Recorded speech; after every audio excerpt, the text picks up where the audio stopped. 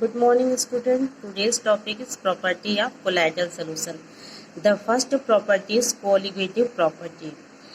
Colloidal solution being bigger aggregate, the number of particles in the colloidal solution is comparatively small as compared to true solution.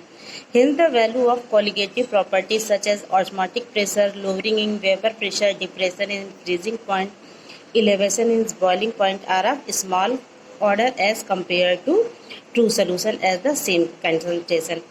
It means जो हमारे colloidal particles की colligative property होती है true solution के colligative property की अपेक्षा उसी concentration पर इसकी कॉलिगेटिव प्रॉपर्टी कम होती है। दूसरी प्रॉपर्टी आ जाती है टिंडल इफेक्ट। जब हम किसी कोलाइडल सोल्यूशन में बीम ऑफ लाइट पास करते हैं तो वहाँ पे कोलाइडल पार्टिकल्स जब बीम ऑफ लाइट उस पर पास होती है तो कोलाइडल पार्टिकल लाइट को स्कैटर्ड कर देते हैं, यानी कि यहाँ पे स्कैटरिंग ऑफ लाइट होती है जिसकी वजह से एक कोन बीम ऑफ लाइट की एक पथ बन जाती है।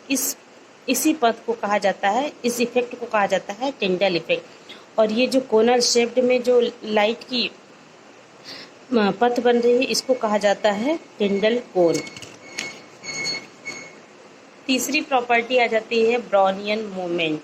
When a colloidal solution are viewed under a powerful ultra microscope the colloidal particle appear to be in state of continuous zigzag motion all over the field of view. This motion was proposed by British scientist Robert Brown is known as Brownian movement. मतलब कि colloidal solution के जो particles होते हैं उनका motion एक direction में नहीं होता बल्कि वो इधर उधर डायरेक्शन में मूव करते रहते हैं। जिग-जैग टाइप टेढ़ी मेढ़ी इनकी मूवमेंट होती है और जिग-जैग मोशन के कारण ही इसका नाम जो है जिग-जैग मोशन कहा जाता है। इसको सबसे पहले रॉबर्ट ब्राउन ने डिस्कवर किया था, उनके नाम के अकॉर्डिंग ही इसका नाम ब्राउनियन मोमेंट पड़ गया।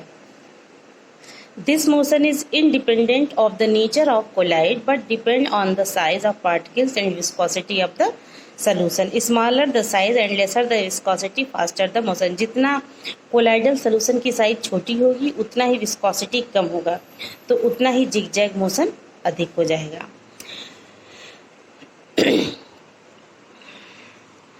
Now second property is electrophoresis.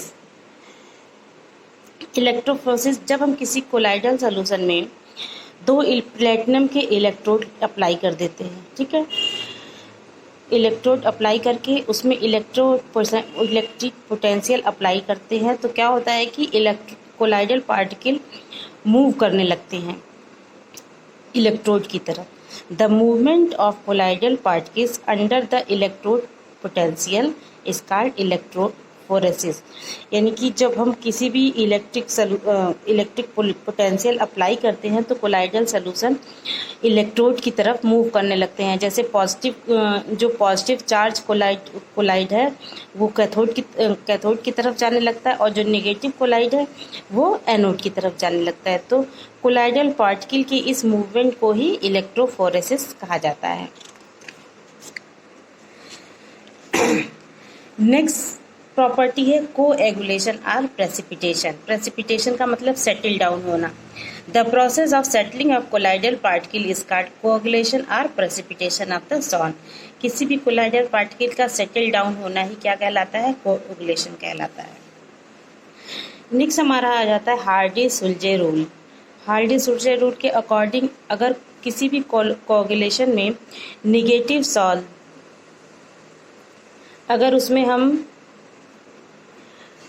जो फॉकुलेटिंग आयन ऐड कर देते हैं, greater the valence of the flocculating ion added greater is the power to cause precipitation. जितना हम ज़्यादा वैलेंस वाले आयन को ऐड करते जाएंगे उतना ही जो है प्रेसिपिटेशन की मात्रा बढ़ती जाएगी।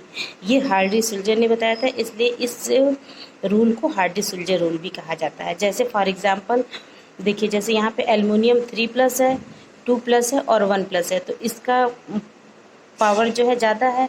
तो जितना ज़्यादा पावर होगा, जितना ज़्यादा वैलेंसी होगी उतना ही ज़्यादा उसके अंदर प्रेसिपिटेशन की पावर बढ़ती जाएगी। तो सबसे ज़्यादा प्रेसिपिटेशन कोएगुलेशन सबसे ज़्यादा एल्युमिनियम 3+ में होगा उसके बाद Ba2+ में, फिर Na+ में।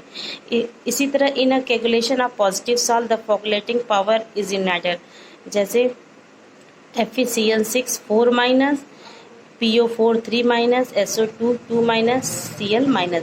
अब इसमें भी देखिए पावर इसका ज़्यादा है, 4- है, फिर 3- है, फिर 2- है, फिर 1- है। तो जैसे जैसे आयंस की वैलेंसी बढ़ती जाती है, यानी उस आयन पे जो चार्ज होता है वो बढ़ता जाता है, उसी तरह कोएगुलेशन पावर बढ़ता जाता है।